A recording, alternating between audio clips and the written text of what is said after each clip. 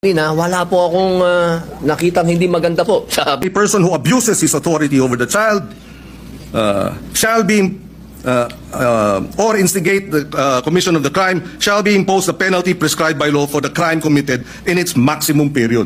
So kung ginamit sa droga, maximum sentensya sa usapin ng illegal na droga ang ipapataw dun sa mga magulang o sa mga adults, sa mga sindikato na gumagamit sa mga bata. Again, ihiwalay natin yung implementasyon ng batas. Kung mayroong mga kakulungan, dapat managot sila. Pero iba naman ang batas mismo. Opo, katulad po ng sinabi ko kanina, wala po akong nakitang hindi maganda po sa batas po na ginawa po ninyo. Sa umpisa pa lang po ng aking talumpati, ay yan na po kagad. Sinabi ko po ay napakaganda. Yun lamang po sa usapin, doon lamang po sa edad. At yun po talaga ang aming intensyon na bumaba po ito dahil sa nakita naman po natin talagang yung mga nakakagawa po ng krimen ngayon ay nasa ganung edad na po.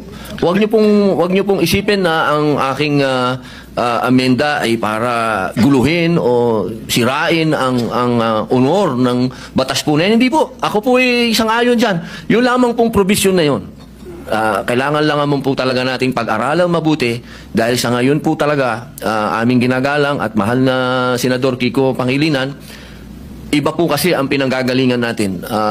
Kayo po ay magaling na abogado, kayo po ay nasa, medyo ironic lang kasi kayo ang nasa posisyon ng akusado, ako naman ang nasa posisyon ng biktima, pero iisa lang po yung ating mithiin, proteksyonan ng mga bata.